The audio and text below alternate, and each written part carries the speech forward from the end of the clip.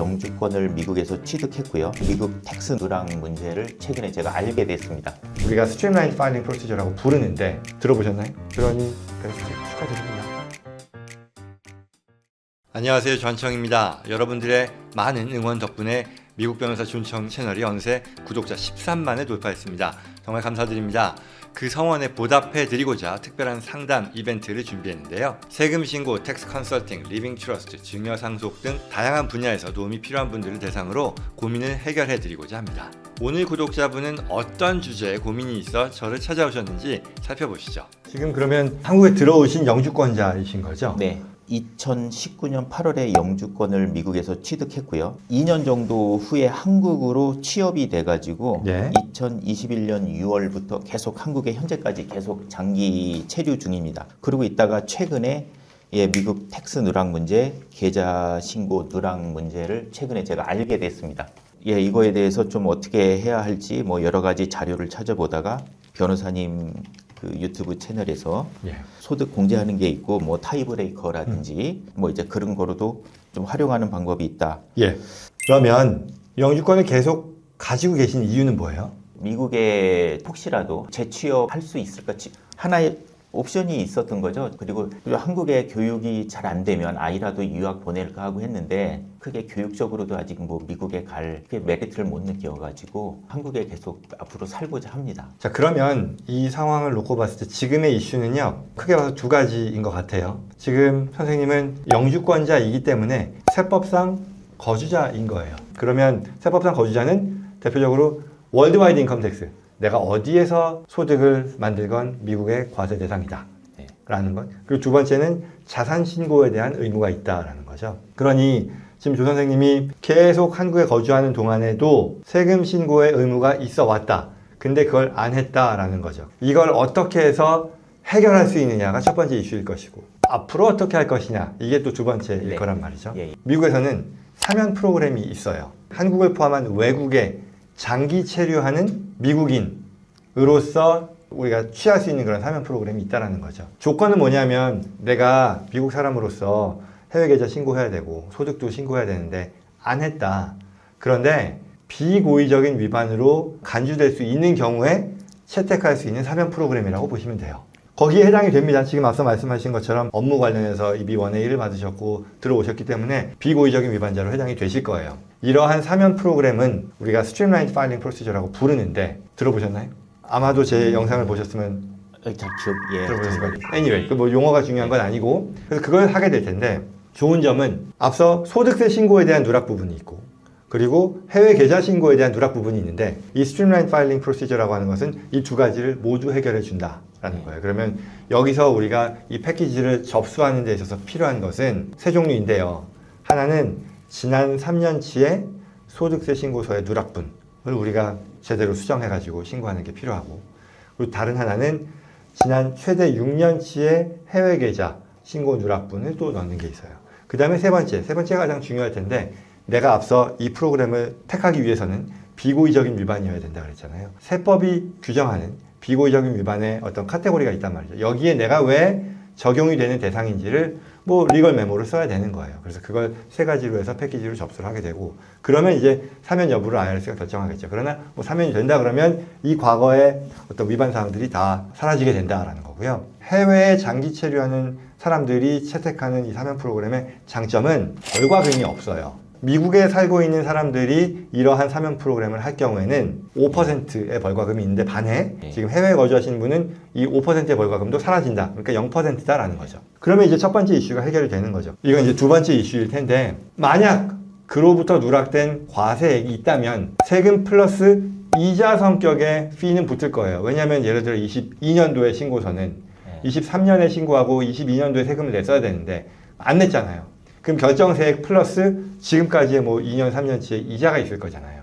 그런 것들은 부과가 될 것이다. 근데 그게 만약에 없다면, 누락된 세금이 없다면 벌과금 내지는 나의 파이낸셜 버든은 하나도 없다라는 그런 좋은 결과를 기대할 수 있겠죠. 그럼 이제 두 번째 이슈로 가야죠. 한국의 소득이 있잖아요. 그렇죠? 미국에는 이제 없으실 것 같고. 그랬을 때는 한국 세법상 한국 거주자잖아요. 미국 세법상도 아까 말씀드린 것처럼 기본적으로는 미국 거주자인 거예요. 그러면 양국에서 다 월드와이드 인컴 텍스를 적용을 해요. 그러니 한국에서 예를 들어 급여가 막 10만 불이라고 할게요. 그리고 한국에서의 소득세율이 20%라고 가정할게요. 미국에서는 소득세율이 30%라고 가정할게요. 네. 한국에서도 10만 불 벌었잖아요. 거기서 세금 2만 불 낼 것이고요. 미국에서도 월드와이드 인컴 텍스라 그랬잖아요. 거기서 30% 곱해서 3만 불을 낼 거예요. 그러면 5만 불을 내느냐? 그건 아니고요. 한국, 미국 모두 외국 납부세 공제라고 하는 그런 컨셉이 있어요. 한국 같은 경우는 소득의 원천이 한국이잖아요. 예. 그러니 이러한 소득에 대해서는 외국 납부세 공제의 혜택을 누리지 못해요. 그러나 반면 미국 같은 경우는 당신이 해외에서 번 소득에 대해서 우리가 과세할 건데 그 해외 당사국으로부터 그러한 소득에 대해서 부과받는 소득세가 있다면 그 금액까지에 대해서는 미국 세금을 줄이는데 쓸 수 있게 해줄게요. 라는 그런 컨셉이에요. 그럼 앞서 제가 사례에서 한국에서 2만 불 냈다 그랬죠. 네. 미국에서 3만 불 내야 되잖아요. 네. 그럼 어떻게 되겠어요? 3만 불이 아니라 여기서 한국에다가 낸 2만 불을 제하고 제하고 난 만 불만 더 낸다. 그러면 여기까지 따라오시면 외국 납부세 공제만 제대로 활용해도 두 번 내는 건 아니고 만약에 미국 세율이 더 높다면 그 세율의 차이만큼만 내겠네 라고 이해하실 수 있겠죠. 그렇죠. 그런데 한국이요 세율이 더 높아요. 한국이 20, 미국이 30이라고 했는데 실상은 반대예요. 예. 그럼 어떻게 될 것 같으세요? 추가로 내는 미국 세금이 있다 없다? 없다라는 얘기가 되죠. 그렇다고 돌려주질 않을 거 아니에요. 더 많이 아니, 냈다고 그건 안 미국에서는. 돌려주죠. 그죠. 그건 안 네. 돌려주죠. 그러니 그 말은 내가 영주권자로서 한국에 귀국했을 때 외국 납부세 공제만 잘 활용해도 추가의 세금 부담을 안 보는 경우가 대부분일 것이다 라고 얘기하는 거 이해하실 수 있겠죠. 네. 이런 것도 있어요. 여기 지금 뭐 Foreign Earned Income Exclusion이라는 컨셉인데요. 이거는 해외에 오래 거주하는 미국 사람, 선생님 같은 분들에게 제공하는 혜택인데요. 해외에서 벌어들이는 근로소득 또는 사업소득에 대해서는 매년 한 12만 불이라고 칠게요. 네. 그 금액까지는 애초에 미국의 과세소득에서 빼줘요. 그러면 아까의 사례로 돌아오면 애초에 한국에서 버는 10만 불 있잖아요. 지금처럼 한국에 오래 사신 분이라면 장기 해외 체류 공제, Foreign 네. Earned Income Exclusion이라는 걸 활용하면 거기서 10몇만 불까지는 아예 미국의 과세소득에서도 빠지는 거죠. 자, 그러면 두 가지를 얘기했어요. Foreign Tax Credit만으로도 내 상황에서 미국 과세에 있어서 불이익을 보는 게 있느냐? 없다라고 말씀드린 거죠. 네. 두 번째로 장기 해외 체류자들에게 제공하는 Earned Income Exclusion을 활용하면 더 좋은 그런 상황이 나올 거다라는 얘기고요. 네. 세 번째는 뭐가 있냐면 타이브레이커라고 하는 그런 룰도 있어요. 한국과 미국의 조세협정에 따라 선생님은 지금 한국의 국내법으로도 한국 거주자고 미국의 국내법으로 미국 거주자인데 충돌이 있잖아요. 한국에서의 거주자로서의 정도가 미국에서의 거주자로서의 정도보다 현저히 높을 경우에는 이 한미 조세협정의 타이브레이커 조항을 활용해서 나 미국 거주자 아니에요. 그렇게 클레임할 수 있거든요. 그렇게 되면 어떻게 되겠어요? 그렇게 되면 그냥 한국법만 맞아요. 따르면 타이브레이커를 활용함으로써 내가 영주권자임에도 불구하고 미국 세법상으로는 비거주자라는 것을 클레임할 수 있는 합법적인 근거가 있다는 얘기를 하는 거예요. 그래서 그걸 하게 되면 아예 미국에서는 과세 권한이 없다. 왜? 한국에 원천이 있는 소득이니까. 이 타이브레이커에 대해서는 1번, 2번이 해당되지 않고 3번의 자격이 될 경우에 고려하는 게 더 바람직할 거예요. 예컨대 우리가 닭 잡는데 소 잡는 칼을 쓸 필요는 없는 거잖아요. 예. 외국 납부세 공제, Foreign Tax Credit, 네. Earned Income Exclusion 이것만으로 해결이 되는데 굳이 타이브레이커를 고려할 필요는 없을 거다. 네. 선생님 상황에서는 아마도 소득의 구성이나 이런 걸 놓고 봤을 때 1번, 2번으로도 네. 충분할 것 같다라는 것이고 네. 그러면 결과적으로는 두 번째 이슈였었던 이 향후에 내 영주권자로서 과세 부담이라는 것 해결이 됐죠. 예. 없을 거다. 예. 그럼 이제 그거는 이슈 넘버 1으로 다시 돌아가 보자고요. 당시에 누락됐던 소득세가 있다면 그 소득세 플러스 이자 성격의 피는 나올 겁니다라고 얘기했는데 네. 어떨 것 같으세요? 지금의 소득의 네이처가 이 과거 21, 22, 23도 그랬을 거라고 보면 누락된 세금이 있겠어요? 없겠어요? 없을 것 같아요. 그러니 축하드립니다. 사면 프로그램만 제대로 한다면 과거의 누락 바이올레이션도 해결하고 그로부터 나올 수 있는 페널티 세금 없거나 거의 없을 것이고 앞으로 진행하시는 데 있어서도요. 앞서 말씀드렸던 그런 규정들을 잘만 적용한다 그러면 추가의 세금 부담 없이 해결하실 수 있을 것이다. 예. 남는 거는 우스갯소리지만 저희 서비스료일 것이다.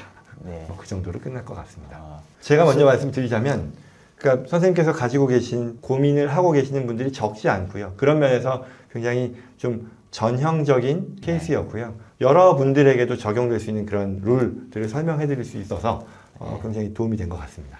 감사합니다. 네네. 좀 혼자 솔직히 이거 잘 몰라갖고 이 파이낸스 버든이 될까봐 좀 걱정이 됐었는데 또 예. 이렇게 전문가적인 식견으로 친절하고 알아듣기 쉽게 네. 설명해 주셔서 정말 많이 이해가 되고 감사합니다. 네, 오늘 이렇게 참여해 주셔서 감사드리고 운도 좋으셨고 예. 원하시는 정보 잘 얻으셨기 바라고요. 특히나 좋은 캔디데이트인 거예요. 세금이나 벌과금 이런 면에 있어서는 가장 이 프로그램, 사면 프로그램을 유용하게 활용하실 수 있는 그런 캔디데이트니까 꼭 하시면 좋겠습니다. 예, 감사합니다. 네, 감사합니다. 네.